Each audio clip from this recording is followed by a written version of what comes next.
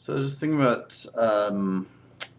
philosophy of time, and yeah, I made an earlier video about the present moment and the illusory nature of of anything being the present, or that you could reduce time to a moment, and it's kind of the past pushing into the present. In a sense, the past is present.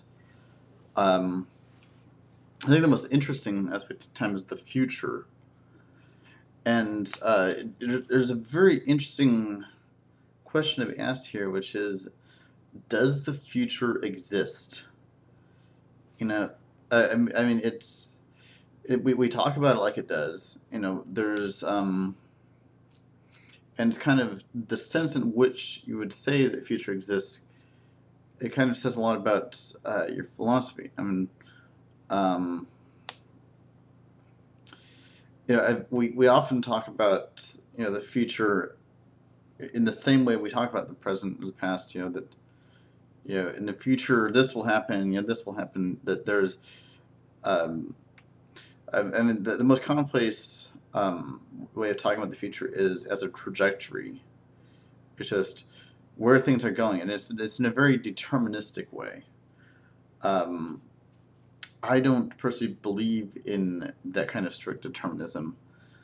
I mean, of course, there are people whose job it is to predict the future in that way, and I'm not talking just about psychics and soothsayers. I mean, they're very well-paid people on Wall Street whose job is to analyze the markets and figure out where they're going. And frankly, I think a lot of them you do better off going to a psychic.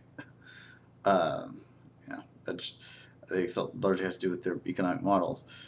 Um, but in any case, so the future. I mean, there is, but I mean, obviously there is trajectory. But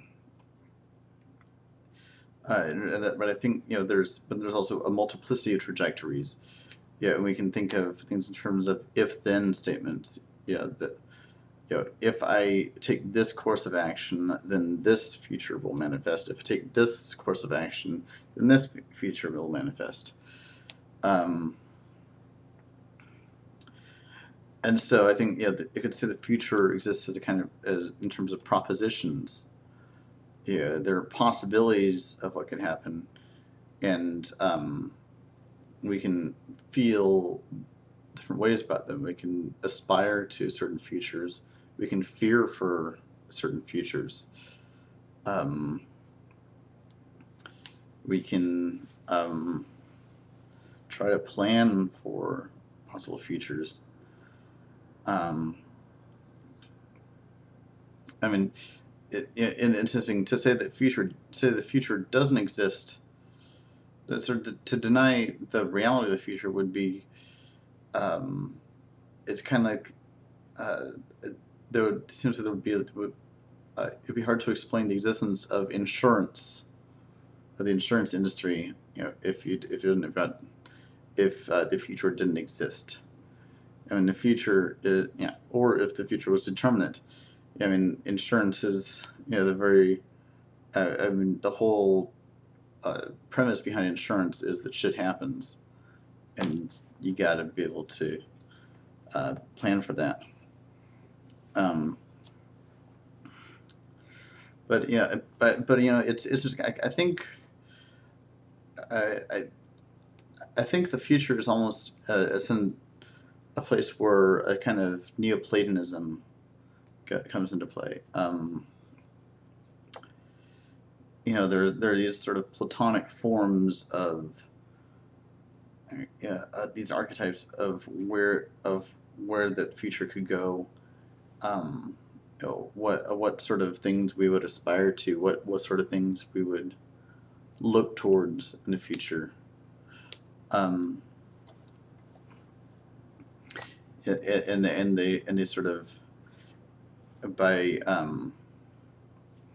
prehending these archetypes, by attaching ourselves to them, we kind of create a trajectory, and this unmanifest Platonic form can materialize, through, by its being preempted by something physical, and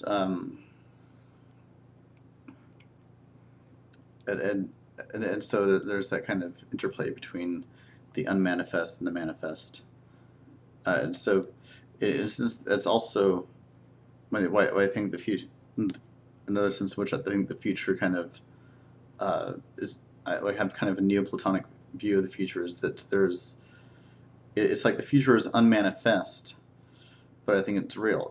Which is kind of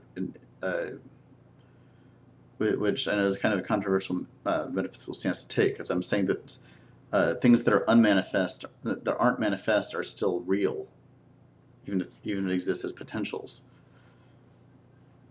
So